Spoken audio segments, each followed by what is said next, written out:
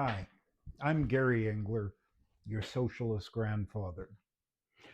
Welcome to episode 4 of Economic Democracy or No Democracy, an anti oligarchy manifesto.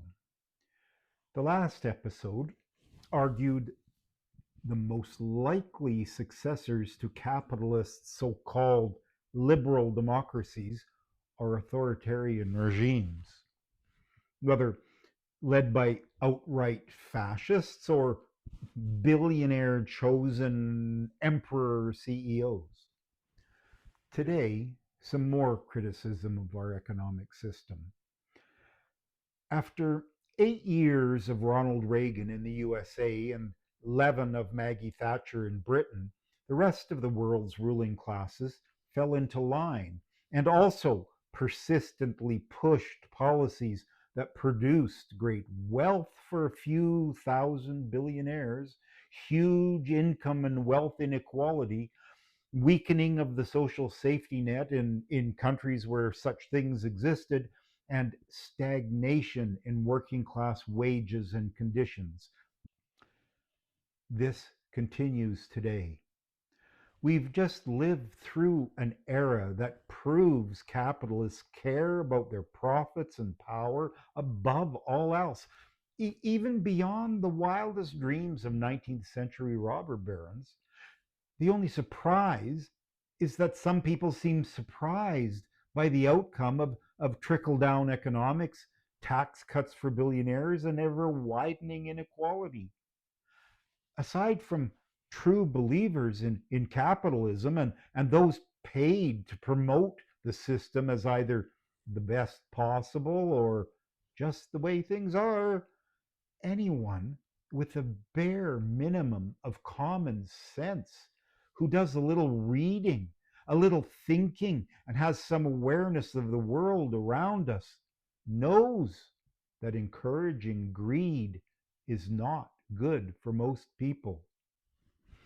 All this was predictable and predicted by union leaders, left wing politicians, working class dinner table pundits around the world. I know, I was there, I participated in the conversations. The more wealth and consequent power you give wealthy businessmen, the more the world will come to reflect their priorities, their ways of thinking.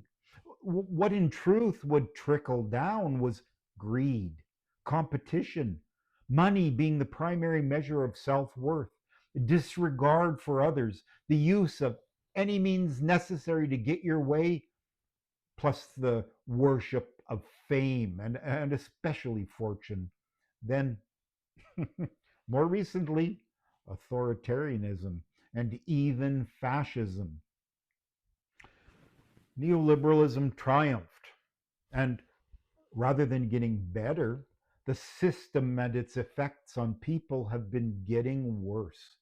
Alienation in all its forms, economic, cultural, psychological, which have always accompanied capitalist property relations, has grown worse.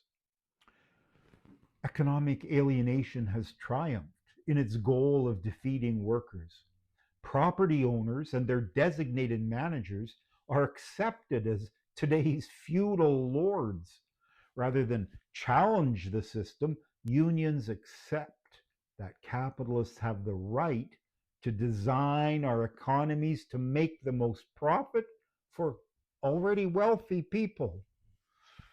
Rather than work to overthrow a system in which our work belongs not to us but to some distant corporation, unions meekly accept the neoliberal world order, only occasionally saying, "Please, sir, I'd like some more." Then there's capitalism's cultural alienation that has resulted in crazed consumerism. We are defined by what we consume. Identity and brand are used interchangeably. In fact, someone successful is a brand, not a person. And we must become a brand in order to compete in the influencer marketplace, that has become the primary nexus of communication, a place where the representation of reality is more important than actual reality. And, and all those who cannot participate because of a lack of money do not exist. The homeless don't consume enough to exist.